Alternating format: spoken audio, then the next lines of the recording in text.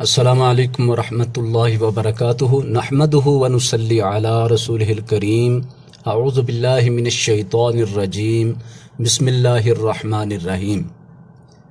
پارہ نمبر 27 کا خلاصہ۔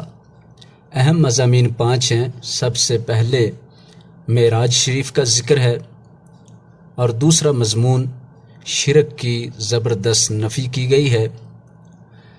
تیسرا مضمون سورۃ الرحمن کا اہم اسباق کا ذکر ہے، جو کہ قرآن پاک کی مشہور ترین صورت ہے۔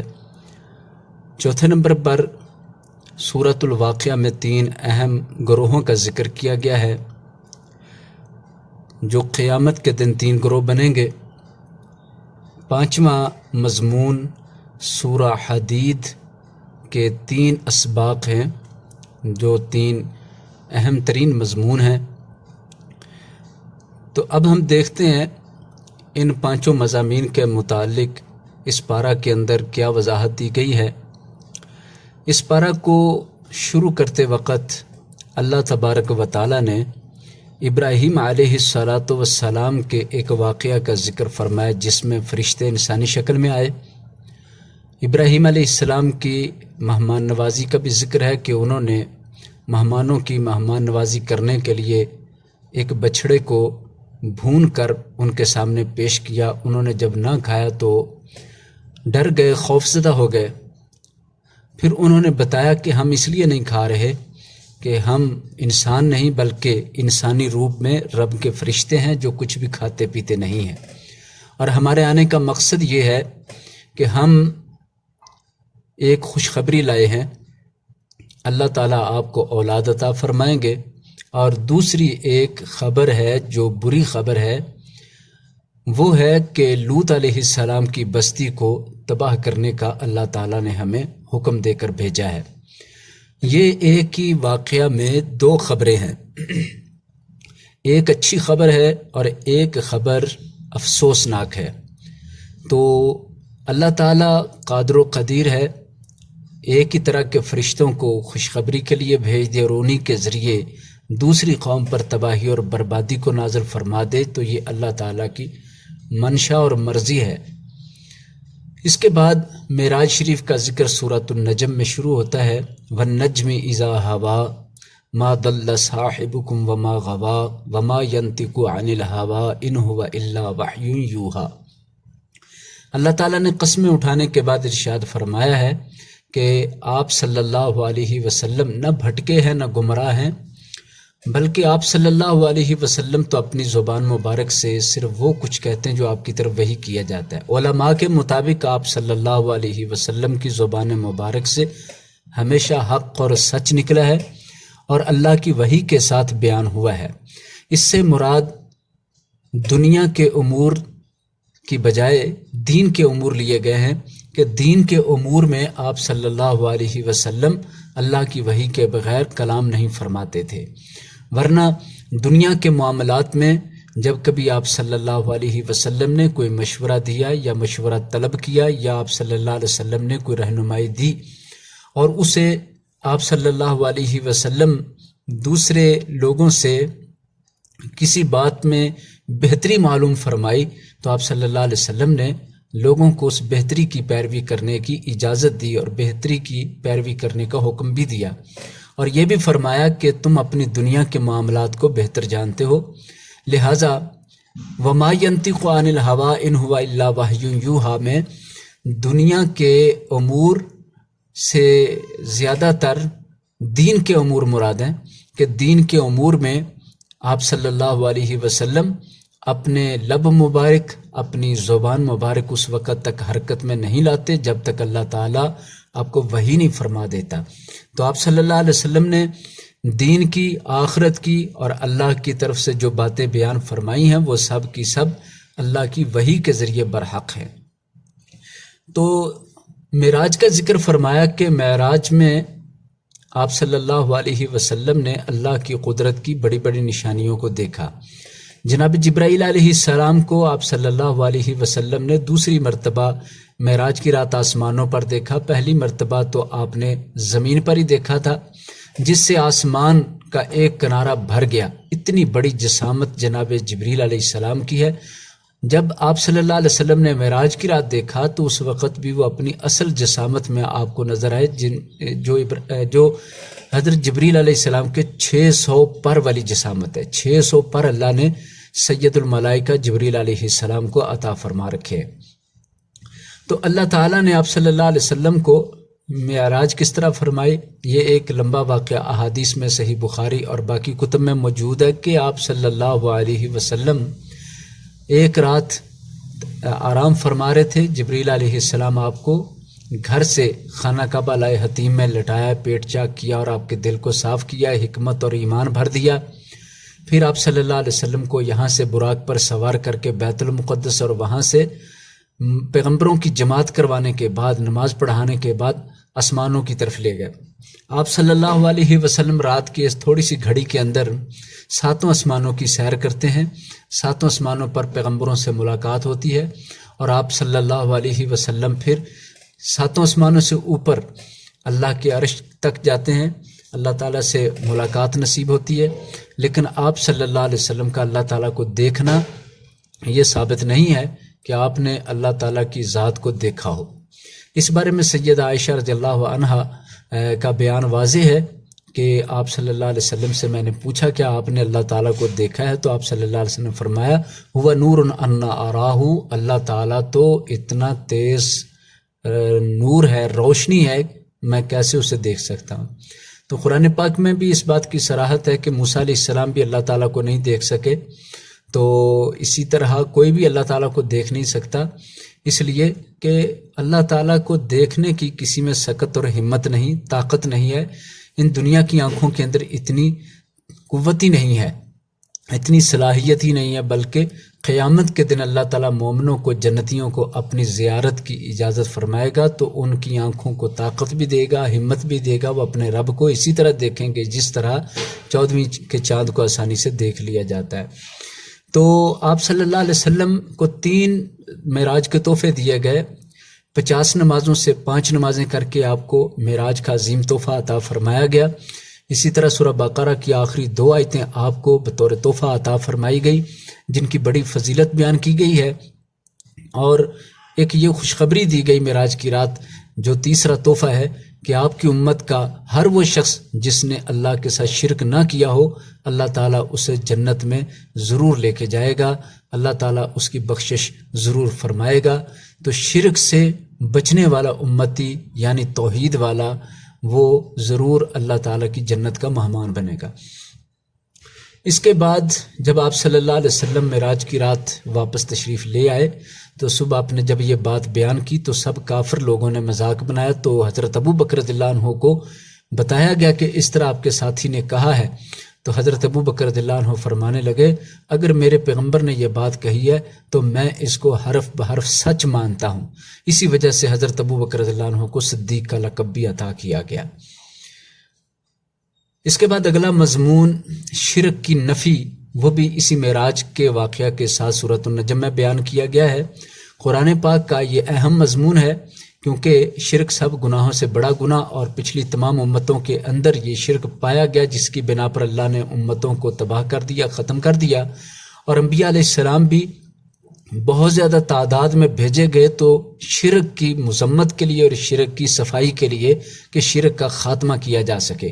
بہرحال یہ پھر نکل آتا رہا، شرک پھر پھیل جاتا رہا، شرک پھر کھڑا ہو جاتا رہا، تو اللہ تبارک و تعالیٰ نے شرک کی سرکوبی کے لیے انبیاء علیہم السلام کو منتخب فرمایا، اور اسی طرح آسمان سے کتابوں کا نزول فرمایا تاکہ لوگ گمراہی سے بچ جائیں اور شیطان کے اس بڑے چکر سے بچ جائیں، شیطان کے اس بڑے گناہ کروانے سے بچ جائیں۔ تو اس شرک کی نفی کرتے ہوئے اللہ تعالیٰ نے فرمایا یہ لات، منات، عزا وغیرہ کو تم کیا خیال کرتے ہو؟ یہ بڑے بڑے بت جن کی پوجا پاٹ کی جا رہی ہے اور بڑے عرصے سے کی جا رہی ہے، تمہارا ان کے بارے میں کیا عقیدہ ہے، کیا خیال ہے، کیا رائے ہے؟ تو پھر خود ہی فرمایا ان ہی الا اسماء سمیتموها انتم وآباؤکم ما انزل اللہ بہا من سلطان، سن لو یہ صرف اور صرف نام ہے جو تم نے اور تمہارے باپ دادا نے رکھے ہوئے ہیں، اللہ تعالیٰ نے ان کی کوئی دلیل نازل نہیں فرمائی۔ ان یتبعون الا الظن، یہ لوگ تو صرف اپنے گمان اور خیال کے پیچھے چل نکلے ہیں، اپنے خیالات کی پیروی کر رہے ہیں۔ یہ خیال غلط بھی ہو سکتا ہے، یہ خیال جھوٹا بھی ہو سکتا ہے، یہ خیال باطل اور گمراہ کن ہو سکتا ہے، بلکہ شرک والا خیال تو ہے ہی باطل۔ تو اللہ تعالیٰ فرماتے ہیں یہ اپنے ظن اور گمان کے پیچھے لگے، کوئی دلیل نہیں، کوئی علم نہیں، کوئی سچائی نہیں۔ اور پھر یہ فرمایا کہ وما تہوی الانفس، جو بھی ان کے نفسوں میں خیال آتا ہے، چاہت آتی ہے، مرضی آتی، یہ اس کے پیچھے چلنے لگ جاتے ہیں۔ یعنی کہ شرک اور شرک کا جتنا بھی کام اور دھندا ہے، یہ سب کا سب یہ خود ساختہ ہے۔ اور سورہ النجم کے اندر اللہ تعالیٰ نے معراج شریف کے ساتھ ہی شرک کی خوب مذمت بیان فرمائی، اور بڑی بات یہ ارشاد فرمائی کہ جو بھی تم نے نام رکھے ہیں اللہ کے علاوہ اوروں کو پکارنے کے لیے، تو ہر دور میں مختلف نام رہے۔ یہ مکی سورہ مکہ کے اندر لات، عزیٰ، منات، حبل وغیرہ نام چل رہے تھے، جن کی پوجا پاٹ چلتی تھی اور جن سے لوگ منتیں مرادیں مانگتے تھے اور جن پر چڑھاوے چڑھاتے تھے، جن کے ملنگ مجاور وغیرہ بھی موجود تھے اور جن کے آستانے اور بت مجسمے بھی موجود تھے۔ آج کے دور میں دستگیر، غوث، کتب، اس طرح کے کتنے سارے دربار اور آستانے بنا کر قبروں پر چڑھاوے چڑھائے جاتے ہیں، منتیں مانی جاتی ہیں، اور درباروں آستانوں پر جا کر عبادت والے وہ طریقے جو اللہ کے لیے خاص ہیں، مثلا دعا کے لیے ہاتھ پھیلانا اور پھر سجدہ کرنا، رکوع کرنا اور اللہ تعالیٰ سے اپنی ضرورتیں اور حاجتیں طلب کرنا، یہ سارا کام اسی طرح شرک کا ہو رہا ہے۔ تو یہ اصل میں جو نام رکھے جاتے ہیں کہ یہ غوث اعظم ہے، یہ دستگیر ہے، یہ داتا ہے، یہ گنج بخش ہے، یہ فریاد رس ہے، اور اس طرح کے کتنے نام ہیں، یہ سب کے سب لوگوں نے خود بنائے۔ اللہ نے کوئی اس کی دلیل نازل نہیں فرمائی، اور اللہ کے پیغمبروں نے بھی اس طرح کا کوئی نام یا لقب کسی کو عطا نہیں کیا ہے۔ اس کے بعد شرک کی بنا پر تباہ شدہ قوموں کا ذکر کیا گیا کہ بڑی بڑی قومیں اس شرک کے جرم کی وجہ سے برباد ہو گئیں، ان کو تباہ کر دیا گیا، اور وہ اپنی طاقت پر، دولت پر بڑا ناز کرتے تھے۔ تیسرا مضمون سورۃ الرحمن میں بیان ہوا ہے، جو قرآن پاک کی مشہور ترین سورہ ہے اور خوبصورت اس کا قافیہ ہے۔ تو اس میں ایک آیت بار بار دہرائی گئی ہے، تقریباً 31 بار یہ آیت دہرائی گئی ہے، فَبِأَيِّ آلَاءِ رَبِّكُمَا تُكَذِّبَانِ۔ اس سورہ کی کل آیات 78 ہیں، اور ان میں سے 31 آیتیں یہی والی دہرائی گئی ہیں۔ تو کسی آیت کا دہرانا یہ بھی فائدے سے خالی نہیں، خوبصورتی سے خالی نہیں ہے، ورنہ کسی کی کوئی بھی بات ہو جو بار بار ایک بات دہرائی جائے تو اس بات کی قدر ختم ہو جاتی ہے۔ لیکن قرآن پاک کے اندر اس سورہ کی قدر آج بھی لوگوں کے اندر سب سے زیادہ سمجھی جاتی ہے، بلکہ شفا کا باعث سمجھی جاتی ہے، سکون کا باعث سمجھی جاتی ہے، ترنم کا باعث سمجھی جاتی ہے، اور دل کو اطمینان دینے کا باعث سمجھی جاتی ہے۔ اس سے کسی کو کوئی کوفت، کوئی تنگی اور زحمت نہیں ہوتی، بلکہ اس آیت مبارکہ سے مزید سکون اور ایک ترنم پیدا ہوتا ہے اور ایک نصیحت پیدا ہوتی ہے۔ تو اس کا مطلب یہ ہے فَبِأَيِّ آلَاءِ رَبِّكُمَا تُكَذِّبَانِ، تم دونوں مخلوقات یعنی جن اور انسان اپنے پروردگار کی کون کون سی نعمتوں کو جھٹلاؤ گے۔ اس جملے کا مطلب یہ ہوا کہ اللہ تعالیٰ نے دنیا کی نعمتیں اور آخرت کی نعمتیں بیان کی، دنیا کی ہدایت کا اور سیدھے رستے کا ذکر کیا اور آخرت کے انجام کا ذکر کیا، تو ساتھ بار بار یہ بات بتائی کہ اپنے پروردگار کی کون کون سی نعمتوں کو جھٹلاؤ گے۔ خصوصاً اس میں جہاں دنیا کے پھلوں میووں کا ذکر کیا گیا، اس کے ساتھ آخرت کے بھی نظارے، جنت کے نظارے اور جنت کے جو بالا خانے ہیں، جنت کی جو نعمتیں ہیں، ان کو بڑے پیارے انداز میں بیان کیا گیا۔ تو نعمتوں کو جھٹلانے کی ہمت اور طاقت نہ جنوں میں ہے نہ انسانوں میں ہے، جتنی رب نے نعمتیں عطا فرمائیں ان کا کوئی شمار بھی نہیں کر سکتا۔ تو اس کے بعد سورہ واقعہ میں 3 گروہوں کا ذکر ہے، اصحاب المیمنہ۔ یہ سورہ بھی بڑی مشہور سورہ ہے اور بہت ہی پرسوز، رقت امیز سورہ ہے، جو دل کو نرم کرنے والی، دلوں کے اندر بہت زیادہ نرمی پیدا کر دینے والی، اپنے مضامین کو دلوں میں ایک جگہ بنا لینے والی ہے۔ اللہ تعالیٰ نے قیامت کے دن 3 گروہوں کے ذکر فرمائے ہیں۔ کہ ساری خلقت 3 گروہوں میں بٹ جائے گی۔ سب سے پہلا گروہ جس کا ذکر کیا گیا اصحاب المیمنہ، دائیں جانب والے، دوسرا گروہ اصحاب المشأمہ، بائیں جانب والے، اور تیسرا گروہ جو سامنے اللہ تعالیٰ کے کھڑے کیے جائیں گے وہ ہے سابقون۔ تو ان تینوں کا تعارف یہ ہے، اصحاب المیمنہ وہ نیک لوگ ہیں جن کو اللہ تعالیٰ اپنی دائیں طرف کھڑا کریں گے اور ان کو جنت بھیجیں گے۔ تو یہ لوگ اس امت کے پہلے حصے میں بھی بہت زیادہ ہیں، امت کے آخری حصے میں بھی کافی سارے ہوں گے۔ تو ان کی نیکیوں کا ذکر کیا گیا کہ انہوں نے نیکیوں میں بڑھ چڑھ کر حصہ لیا ہے۔ دوسرا گروہ بائیں جانب والا ہے جو اللہ تعالیٰ کے بائیں جانب یعنی الٹی جانب کھڑا کیا جائے گا۔ تو یہ وہ لوگ ہیں جنہوں نے گناہ کیے، جنہوں نے تکبر کیا، دولت مند ہونے کے باوجود ان لوگوں نے اللہ تعالیٰ کی ناشکری کی، کفران کیا۔ تو ایسے لوگوں کا بھی ذکر کیا گیا کہ ان لوگوں نے انہم کانوا قبل ذالک مترفین، یہ بہت دولت مند تھے۔ وکانوا یصرون علی الحنث العظیم، یہ گناہوں پر اصرار کرتے تھے، بار بار بڑے بڑے گناہ کرتے تھے، اپنے عہد توڑ دیتے تھے، اور یہ کہتے تھے کیا مرنے کے بعد دوبارہ زندگی ہوگی؟ گویا کہ یہ موت کے بارے میں اور موت کی زندگی جو ہے، حقیقت میں موت کے بعد کی زندگی اور حساب کتاب کے بارے میں یہ لوگ شک میں مبتلا ہو گئے تھے، اور یہی وہ مہلک ترین شک ہے کہ جو انسان کی دنیا آخرت دونوں کو برباد کرتا ہے۔ پھر اللہ تعالیٰ نے موت کا منظر بیان فرمایا۔ ہاں جی، تو یہ تھا بائیں جانب والے، اور جو سامنے کھڑے ہوں گے وہ ہیں سابقون السابقون، سبقت لے جانے والے۔ نیکیاں تو کرتے تھے لیکن نیکیوں میں ایک دوسرے سے آگے بڑھنے کی کوشش کرنے والے تھے۔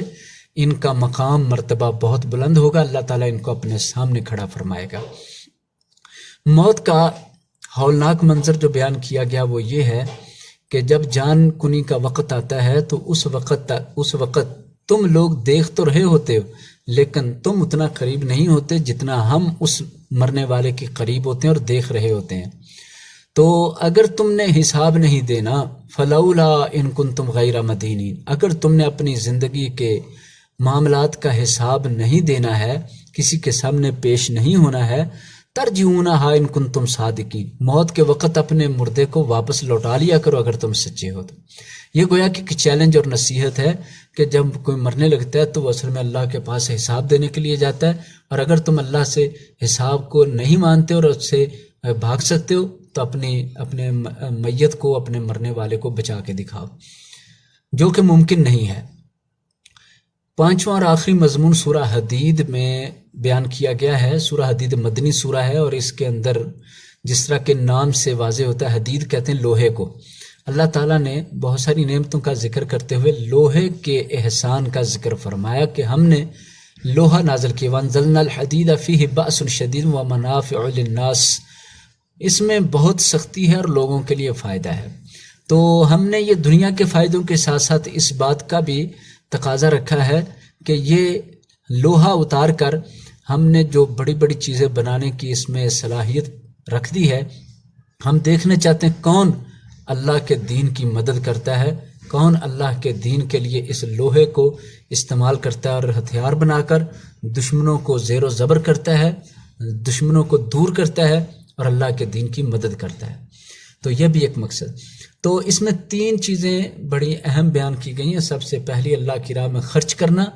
اللہ تعالیٰ نے اس سورہ کے اندر اللہ کی راہ میں نیک کاموں میں اور غریب مسکین ضرورت مندوں میں مال خرچ کرنے کی ترغیب فرمائی ہے۔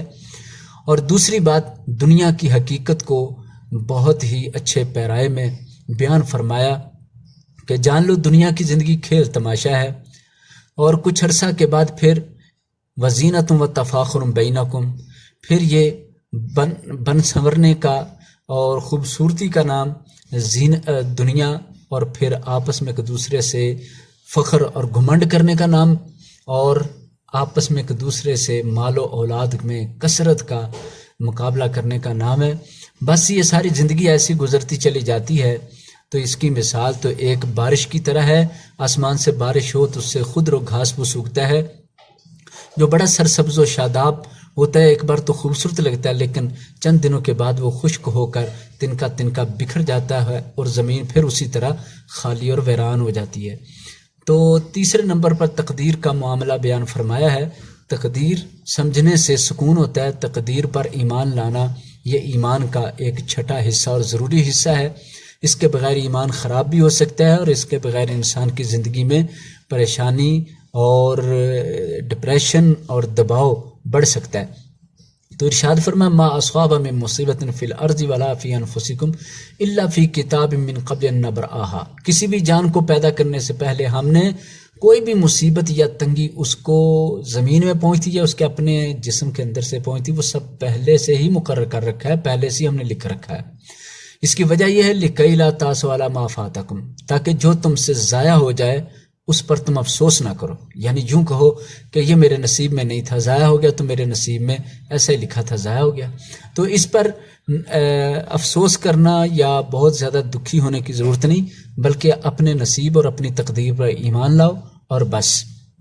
وَلَا تَفْرَحُوا بِمَا آتَاكُمْ، اور جو کچھ اللہ تعالیٰ عطا کرے اس پر کوئی گھمنڈ اور فخر غرور نہیں کرنا چاہیے، اس لیے کہ یہ اللہ نے لکھا تھا تمہیں مل گیا. اس میں تمہاری اپنی کوئی بہادری، تمہاری اپنی کوئی خوبی، تمہاری اپنی کوئی تعریف نہیں ہے. تعریف تو ساری اللہ کے لیے ہے، اس لیے اس میں کسی طرح کا گھمنڈ اختیار نہیں کرنا چاہیے اور آپے سے باہر نہیں ہونا چاہیے اور اپنی حدود نہیں پھلانگنی چاہیے. تو بندے کو رب کا بندہ بن کے رہنا چاہیے، نہ کہ وہ بندگی سے نکل کر وہ اپنے آپ کو خدائی سمجھنے لگ جائے، قارون کی طرح، فرعون کی طرح اور ان ظالموں کی طرح. تو یہ 5 مضامین ہم نے آپ کے سامنے پیش کیے ہیں جو بڑے اہم مضامین سورہ پارہ نمبر 27 کے ہیں. اللہ تعالی ہمیں قرآن و سنت پہ عمل کی توفیق عطا فرمائے. انما الحياة الدنيا لعب وله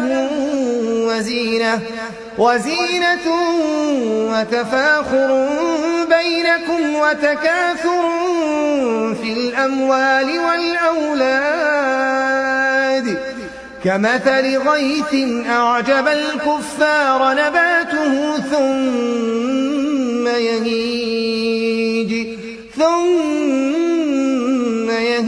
فتراه مصفرا ثم يكون حطاما وفي الآخرة عذاب شديد ومغفرة من الله ورضوان وما الحياة الدنيا إلا متاع الغرور.